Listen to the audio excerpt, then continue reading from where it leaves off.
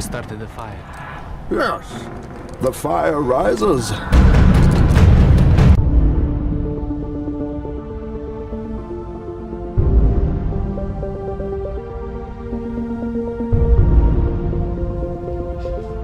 come you don't want me, man? I have failed this city. Today we face the monsters that are at our door and bring the fight to them. We will not go quietly into the night. We will not vanish without a fight. This day we fight! That's how winning is done.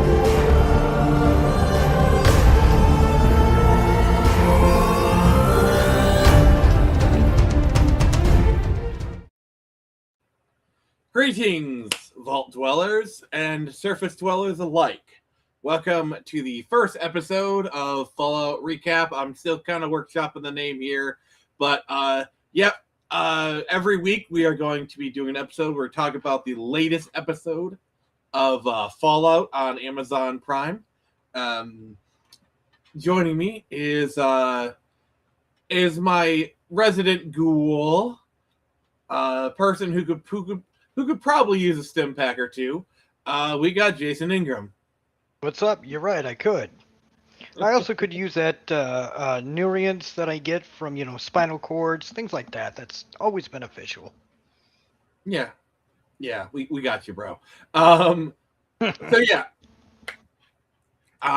So season 2 premiered yesterday, and I watched it earlier today. Jason watched it as well. Before we go into that, I kind of want to just at least kind of talk about season 1, just very, very briefly to kind of get us up to where we are. Like, Jason, what did you think of Fallout season 1? I actually liked it overall because it hit a lot of the talking points that you would need to hit to build up the worldview of Fallout. That it's basically computers in the 1950s. Style of tech, so everything didn't leave cars, buildings, none of it left the 1950s. It's got like the retro futurism vibe to it, and Charcoal, you mother effer! Every time, every time. I'm not even mad at this point. Every time I do a stream, he's like, "Oh, I need attention." Yeah, exactly. But no, I mean, it kept that futuristic 1950s vibe to it. Yeah, like what we thought the future was gonna be in the 50s, you know? Yeah. You are a naughty, naughty girl. You know that? Sorry. No, you're good. You're good. Yeah, but I can still hear you. No, it's just, it's just that nice, casual life of the 1950s moved forward decades in the future. Yeah, because the bomb dropped in 2077, you know. Yeah. So they had essentially 1980s computers in the 2070s. We know in the real world that's not what happened, but again, this is an alternate reality. So that's believable. Yeah, so for me, I'm a bit I consider myself like a casual Fallout fan. Like, I'm a fan of the franchise. I like it. I'm into some of the stuff, but I'm not like big hardcore. Jason Ingram is more of a tourist. I'm more of a tourist. And I mean that in the least insulting way possible. But I'm a filthy casual. So for me, season 1 was not perfect. They definitely played fast and loose in the lore, obviously the Shady Sand stuff, but they captured the feel of Fallout, like the tone, and all that stuff. And I actually really like the character of Lucy, because it would have been so easy to make her just a generic girl boss or whatever, but they kind of sidestepped it. What I liked is the plot was so hell-bent on, oh, you're going to be a ruthless killer and you're going to be cynical and whatnot. Did she change? Yes. But she was still herself. You know?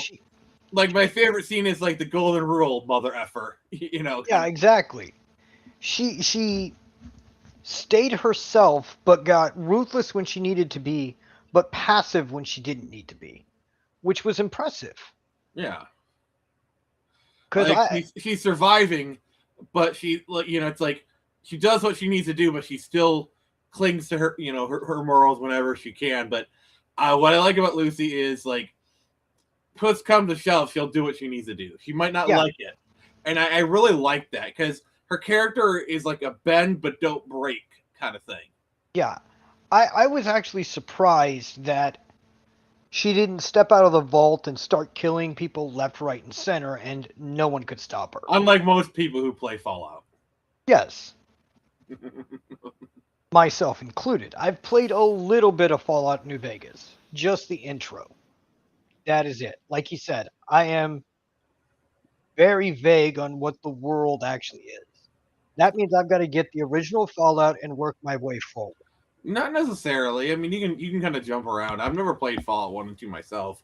I own them, and we might play them on Tuesdays. But like, you know, get three New Vegas and 4. I mean, if you want to try Fallout 1 and 2, you can, but you know, you don't have to. It's like I've never played Grand Theft Auto 1. But I mean, like, I haven't played the Grand Theft Auto 1 either. I think most people haven't. So, unfortunately, you are one of the few people in the modern day that has played ET. So, condolences. Against my will. Indeed. Yeah. So, anyway, so the series ends with the father, Hank McClane, running off in his jetpack, and the last thing we see is the New Vegas skyline, which New Vegas is my favorite Fallout. Oh, how original. New Vegas is your favorite. That is like the most hottest of takes. That is the most out of left field pick. Yeah, no, dude, you're the first person I've heard of saying that. Everyone else says they hate it. Obvious lie. No, so yeah, it was really exciting, you know, going to, you know, going to Vegas, and yeah. So so basically for the first half hour ish, we're gonna do non-spoilers to the best we can, and then we'll let you know when we do the spoilers. So yeah, for sure. Yes. Yeah, so they're definitely they still got the vibe. Deepening the lore, I find it really interesting. One thing I will say is the stuff with Cooper, in his like pre-war stuff. I realize they're still kind of unfolding that story, but like, yeah, I'm kind of confused how they get from where they are there to him being with his daughter when the bombs dropped. Because like, I'm concerned that they thought of cool scene and then they're writing around that. You know, I feel like they came up with that cool intro scene first, and now they're trying to write backwards, which, in my opinion, unless you do it all beforehand, which I kind of feel like they haven't. You know, it's like shooting from the hip writing while you're doing a show. I don't like, unless you were like the best writer ever, it never really works out. And I'm sorry, Jonathan Nolan, as much as you like to think you are, you're not the best writer ever. No. Remember, this is the guy that gave us Westworld. Yes, Westworld Season 1 is legit some of the best television ever put to screen. Jason, have you watched Westworld? No. At least Season 1. I haven't. I got HBO Max a couple of years ago, but I still haven't watched it. They've kind of taken it off, but like, if you ever get a chance, watch Westworld Season 1 and then just don't watch anything else. Okay. Yeah, the rest of the show is just garbage. But Season 1 is legit some of the best television ever. I believe that. And it's Jonathan Nolan. I think he's like, you know, the brother of Christopher Nolan or whatever. So yeah, I think we got the stuff with the ghoul and Lucy. I do love like the scene from the beginning. Like you can just see the ghoul is just so done with it. It is so great. I'm being vague on purpose. He's like, you could run me over with a car right now, I still wouldn't care. You could run me over with a car, and that would still be a preferable outcome to what's going on right now. Yeah, preferable. Where Lucy is just like, all of this stuff is amazing. I'm shocked at how devastating this world is. Oh my. And he's just like, are you fucking serious? He's just got that "are you serious" look on his face like half the time in season 1. Yeah. So one thing they've said is we're not going to canonize an ending. We're going to do like a fog of war approach. And I can already tell you that's bullshit. That is bullshit. Because of what they're doing, I'm going to go into this when we do the spoiler stuff, but like they're kind of setting something up. And it's all like, I'm not the only one on Twitter. Like my fan theory that I'm going to do is not original. Like I came up with it on my own, but a lot of other people went to the same conclusion. And so we're not going to talk about right now, but like, it's like it's going to be impossible to do this without canonizing an ending. And here's the thing. That's okay to canonize an ending. Bethesda does it all the time. Like if you play Fallout 4, they canonize the Project Purity ending of Fallout 3. Yeah. Well, it's like objectively, Project Purity is the ending, and they canonize that ending, by the way. Yeah. It's what I'm worried about in the Mass Effect TV series or Mass Effect 5 exactly.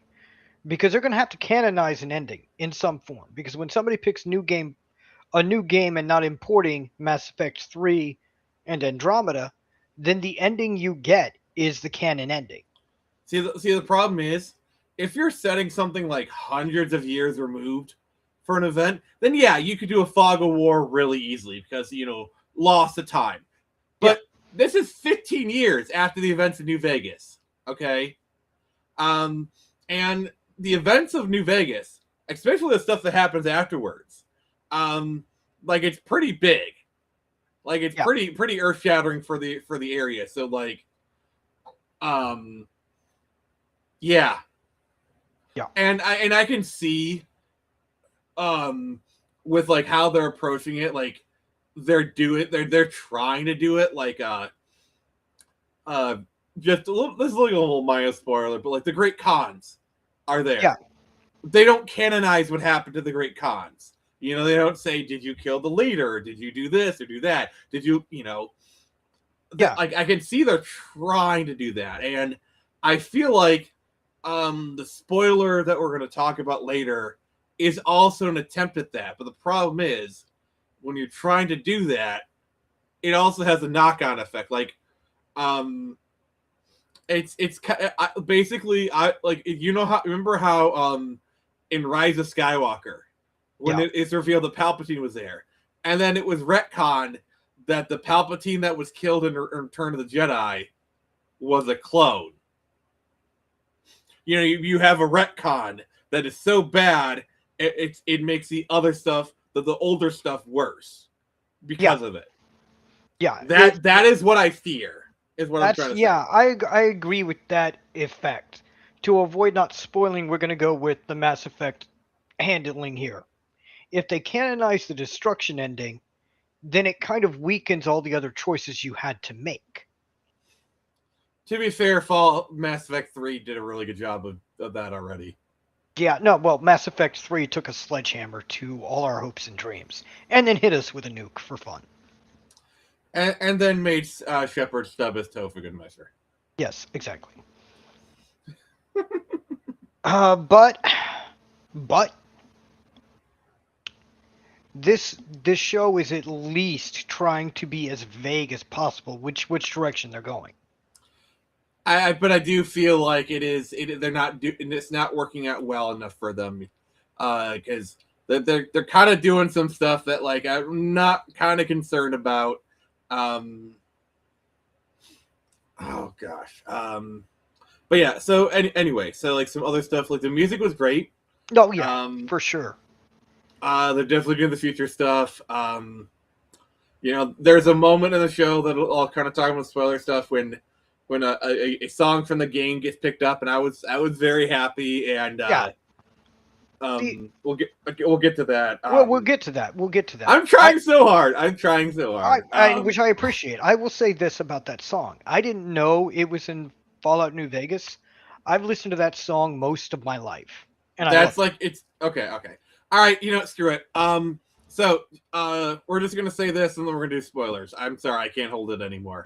Yeah, fair enough. All right, for those who don't want to be spoiled, Jason, what would you give the show out of 10? Out of 10, I'd give it an 8.5. Almost 9, but not quite. I give it a 9. So, all right, from here on out, in this land be spoilers, okay? Mm-hmm. So, let me just try and do this. Yeah. What'd you say? I'm gonna put the spoiler tag up. Oh yeah. Okay. I'm sorry. I was distracted for a split second. All right, spoiler tag is on. So, if you're still watching, you have been warned. Yeah, you have been warned. The spoilers, they be coming. So, let's just kind of get this out of the way first. So, House, apparently he has a double. Yes. I will give them credit. I do think that's kind of a clever way of the two actors. As far as I'm aware, House never had a double in the game. Like he had a brother. I know there's some. I don't know the lore behind that stuff, so I can't really comment on it. This is what I'm concerned about. Okay, so we're talking about like canonizing endings. One of the part of the endings is you have to kill House, disconnect him, or whatever. Okay, you have to deal with him, and part of that involves taking him off the board. Yep. I fear that what they're gonna do is that the House that you dealt with was the double, and the real House uploaded himself as AI. Yeah. Which basically is like it makes New Vegas worse by comparison. Kind of thing. Because they never said anything to that effect in the game. So it doesn't matter what you did in New Vegas. That was the clone, if you know what I mean. Yeah, I know what you mean. I which is what I'm trying to say. It's like I feel like that's what they're trying to do, and I think that's bullshit. That is pure bullshit. I didn't even think about that. That is pure bullshit. That is pure bullshit if they pull that off. Which I hope they don't. But I know Hollywood. They're probably going to do it. It's literally the first episode. Too early to tell. Fair enough, Yeah. But that it looks like they're heading in that direction, and I do not like it. No, I don't. They could take the brother and have him play another role, which that would be fine. But like if this series takes place years after Fallout New Vegas and the brother has stepped in to take over House's role, fine. I don't want to do the brother talk because like I don't know enough about that to really comment on that. So yeah, we're just gonna pretend that part doesn't exist. Yeah. If dog would stop pawing at my door. There we go. So yeah, we're basically we're not gonna like. Next up, I do want to talk about this scene. I'm just gonna play this short clip because like. Yeah. Also, dog meat is just adorable. Yeah. I love it. He just looks so like Like, really? Really? Did you have to do this? the scene was great. This scene was great. And let's see here.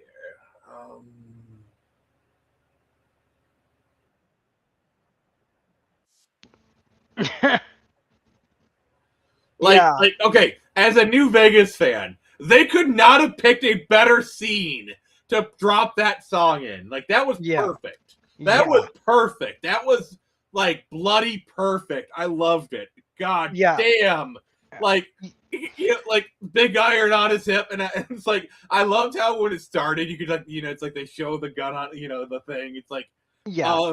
having this be a gunfight with him, because like he is the gunfighter, in this scenario. So it's like Yeah. this was a great scene to drop it in. I love this. Okay. Yes. No. Like they chose the right song for this scene. And like I said earlier, this song has been on my writing list of songs, 180 songs that I listen to while writing. This is on there. Yeah, a bit of a nitpick is the dinosaur is supposed to be facing the other way. So that kind of that kind of That see, since I never played the game, I really have no bite about it. But if it's supposed to be facing the other way, yeah, it should have been. Yeah, you'll see in my playthrough, but like I want to see if I can get to the third clip. All right, I'm trying to be staccato with this because I'm like very very fast and loose. Like I'm right up the line with copyright. Yeah. All right. You're dancing the line, but I mean it's there. So, but anyway, like I did like it's like, hey, I used to like get some soda pop from this girl named Dolores.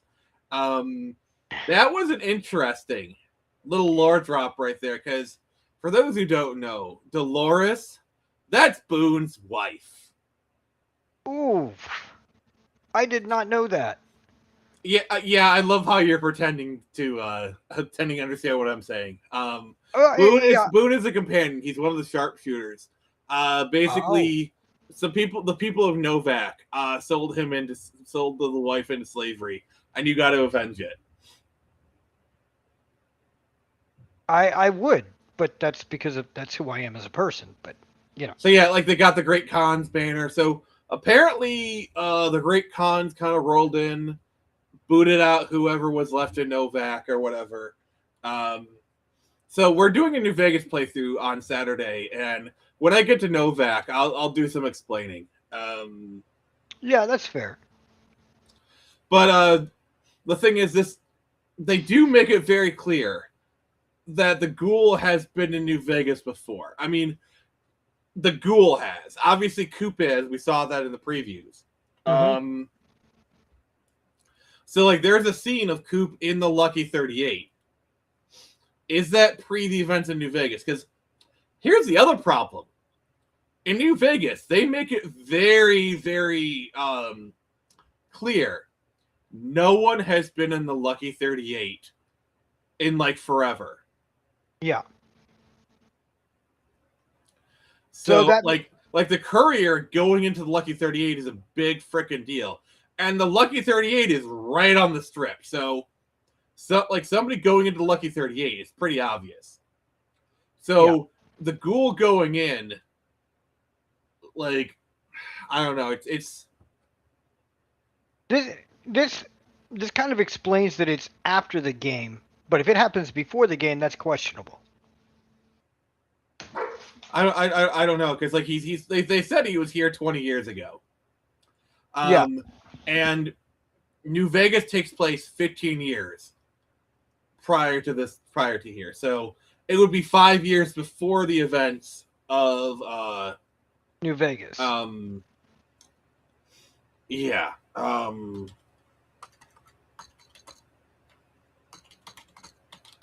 Now I'm looking it up. Yeah, because like I wonder like when the first, because like There's like the first Battle of Hoover Dam. There's that takes place that's like a few years. I'm looking at the timeline right now myself. Alright.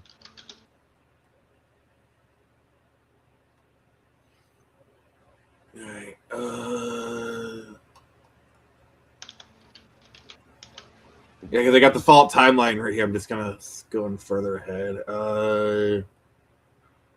2078. Oh gosh, I gotta go way, way far. Great Khans arrive in the Mojave Wasteland. Pacification of the Mojave. Ranger Unification Treaty is signed in 2271. Mm-hmm. Three Dog. Mojave Outpost. Oh, wow. So 9 years after Fallout 4, but 15 years after Fallout New Vegas. Yeah.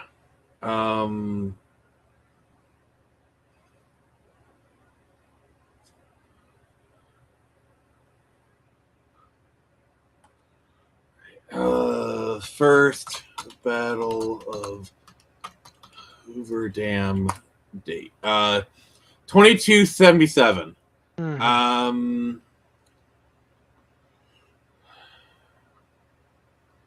All right. So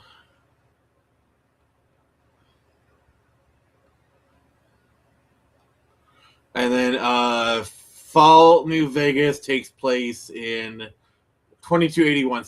So basically, if all the stuff is, he would be arriving 2 years before the first Battle of Hoover Dam, essentially. So everything's kind of fermenting, but like the first battle hasn't happened yet. But yeah, so when did House send out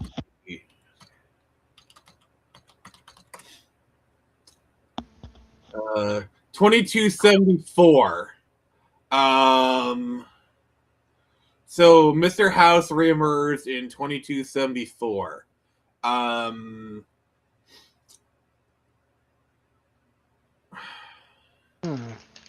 So the events of New Vegas take place in 2288, essentially. So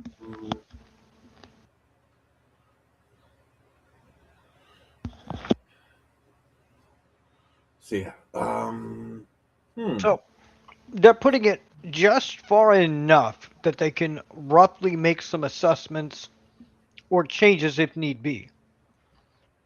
So yeah, basically, Cooper would have been in town roughly, actually before House reemerged on the strip. I don't know. I can't. It's hard to say. Well, yeah. Especially not having like hard timelines in front of me. I'm sure if I had like the numbers in front of me, we could kind of squish it. But I just did a Google search of it, but this show is taking place roughly after Fallout 4. Roughly. It takes place 9 years afterwards. Yeah, and 15 years after Fallout New Vegas. Yeah. So it roughly. Well, the thing you got to realize is they're roughly following real world time. Mm-hmm. So in the real world, it's been 15 years since New Vegas, and they're kind of going off of that, which I think is kind of cool. Yeah, that's kind of interesting. And and the other thing is the vault that they showed, Vault 24, was cut content for New Vegas. There's actually, you can find a Vault 24 jumpsuit in the game files. You have to access it through console commands. They never said what the vault was, so they kind of, they made it up. But the fact that they planned a Vault 24 and they put it in here, I think that's neat. I think that's kind of cool. Yeah, that's kind of neat. But given what we've seen them do with the vaults in the previous season, where they just cleaned up the mess that happened in 1 and moved people over to it, makes me wonder. This frame, I'm sorry, this frame is just. It's like, here, partner, let me straighten out your back for you. Yeah, exactly. Oh, he's like, I got this problem solved. And I mean, his wife, they painted her out to be a freaking villain if I ever saw one. Jeez. Oh, I love this shot. Like, I'll take my hat back, thank you. Well, it's not even his hat. It's just I love just how that shot. I love how that shot though. Yeah. And his hat's just tilted off just enough that it looks cool. I mean, it's Walter Goggins. You know, the guy just radiates charisma. Haha, fun. That's true. Speaking of radiation, did you see, like, as they were leaving Novak, he was using that thing on his neck to heal? Because here's the thing you don't know about ghouls, is radiation heals them. Really? Yeah, so he was using, like, the radiation, I think it was, like, from a fusion core they had gotten, to, like, heal his neck. I thought that was a nice little attention to detail. I appreciated it. Yeah, no, that's an interesting little tidbit that I didn't know. Granted, in the game, ghouls aren't helpful individuals as far as I know. I mean, it depends. Oh gosh, you really have never played a Fallout game. It shows. It shows so hard, my friend. Well, I mean, you can beat me with an iron pipe for it, but sure. Okay. My bad jokes know no limits. But we've said it a dozen times, but this actually feels from game. You know, they use the game mechanics in this series, which is impressive. Okay, I'm gonna need you to stop talking like you know what you're talking about. I'm sorry. Well, no, I've seen the little wristband that they wear that you basically use it for everything. Wristband? Whatever it's called. The thing that she wears on her wrist to detect for radiation, all that. I've played enough of Fallout to know that you basically use that for everything. You barely played the intro to one game, and you're acting like you're an expert man. Just it's fine if you don't know. Well, I don't know, and I'm going to admit that. But that's what it seems like to me, that you use it for everything. Yes. It's fine if you don't know. Ignorance is fine, but please stop acting like you know what you're talking about. Yeah, no, I know I don't. I'm just giving my observation. That is all.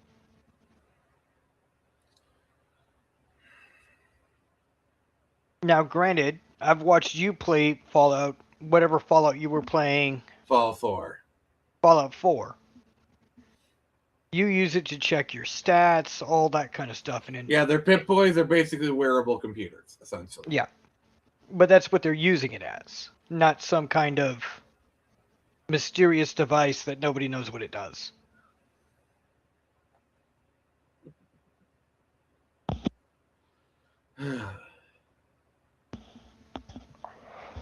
So yeah, I'm pretty excited about this. So next week, what we're gonna do is I'll be doing it solo, and then the week after, because it's Christmas Eve, and I'm giving you the day off or whatever. Yeah. But yeah, I think we've kind of exhausted our topics. We're gonna end it here. So this has been Nick from the Phoenix Press. Remember, I can only show you the door. You're the one to walk through it.